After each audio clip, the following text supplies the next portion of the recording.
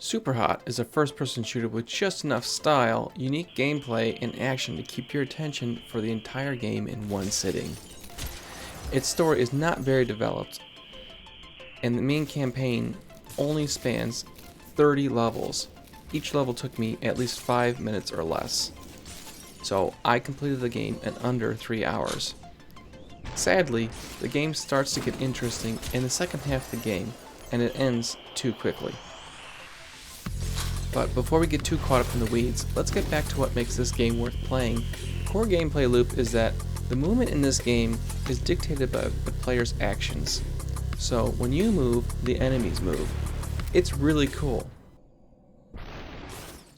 SUPERHOT. The game becomes nothing like a first-person shooter based upon your dexterity, though some is needed.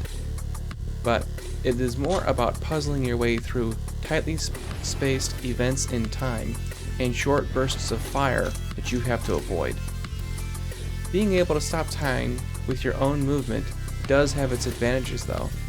You can steal other guys' weapons and grab them out of the air. Then you can instantly use them and wreak havoc on everyone else as long as your aim is true. I did have some problem aiming at people running in diagonal directions, but after a while you get better at predicting enemy movement. Eventually I did better at hitting moving opponents, and learning to evade is probably the most valuable thing that you'll take as you play through the game. As far as the story, there is one, but again, as I mentioned, it's short. And the main campaign begins with your character talking with another friend over the internet who wants to show you a cool game that they found a crack for. So, taking on the pirate role, as you normally would, you download the file into your computer. It takes you along for a journey, and then you report back to your friend with all the different levels that you've completed. But eventually, the game company sees your activity on their servers and begins to monitor your progress. And through this, they take over your chat conversations with your friend and begin to opportunistically prey on your addiction to the game. They begin brainwashing the player into some sort of shadowy sleeper agent role, as they are both hand-holding your actions, calling you the good dog at points, and directing you to go kill more and more red guys. It has a very Matrixy feel, and it's not lost on the player that all of this could be real, like Ender's Game, or it has the potential to be real at some point in the future when they activate the player. I don't want to speak too much further into the game because I will spoil the main point of playing it, which is the story. The story is definitely the highlight of the campaign, but if you're willing to go down the rabbit hole of all the different side objectives and background programs and background chat rooms and other things that they've put in to make this simulate a old DOS computer, you will enjoy finding all the new and secret lore bits and all that kind of fun stuff. There are multiple hidden messages in each level as well, if you're willing to search for them. I found one, and from there I started looking for more in each level, but I struggled to find more than just that one. Tiny side games exist on your PC as well, and they can be fun, along with other weird programs that are present, like the carpet pattern generator. I wouldn't mind going and finding all the secrets and hidden gems of lore in this game if I had the time to, but I'd rather just play the main game, as it is way more interesting than trying to decrypt the inner meaning of some of the more obscure lore. Now, one more thing. The game had VR in mind when it was made, so if you happen to have a VR-capable headset, you should play it this way. I would recommend it even without having played it in VR.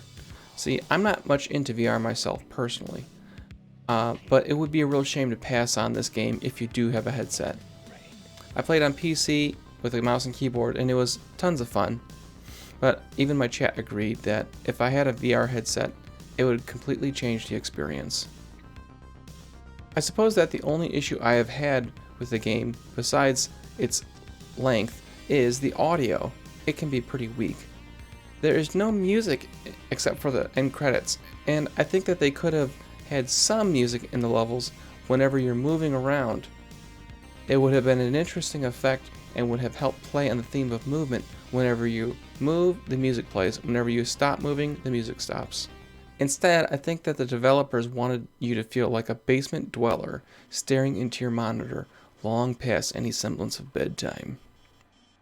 SUPERHOT paints a bleak future for humanity, similar to the book Ready Player One, in which the virtual world is more interesting, but it also displays and assumes that social decay is happening all around you since the world has gone digital. I think that in response to this bleak and depressing tale, we should all go for a walk, meet people that have similar interests to our own, and make friends. Do you remember what friends are like? I know for myself, taking a digital fast every now and then is helpful to my soul and psyche. You might like a trip to the store with your friend just because, or maybe go take a long walk on the beach. The point is, if this social isolation is really getting at you, especially during this time of coronavirus, I think you should reach out and do something besides sitting in front of your computer. In the final analysis, the game does what it needs to do in the time that it has, but I feel like the story could have been 4 times as long. I wish that the game, when it ends, would have been just the first chapter and would have continued for another 6 or 9 hours. It really has the potential to do that, but sadly, that's not what the developers decided to do. If they ever decide to make SUPERHOT 2, I would like to give it a go. I would give this a solid 8 out of 10, but because of its length, I think it's more of a 7. I hope to play more games from the SUPERHOT team. SUPERHOT is an innovative first-person shooter. There's nothing else like it that I've played. And where it lacks in story, it tries to make up in endless modes, challenge modes, and speedruns. So, if you are at all interested in becoming a secret sleeper agent, able to see through the Matrix, you should play SUPERHOT.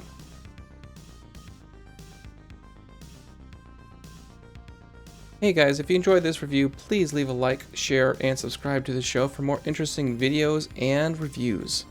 I streamed this whole game in one go on Twitch, so don't miss me there. I go live every Tuesday, Thursday, and once on the weekend. I hope to see you there. Peace.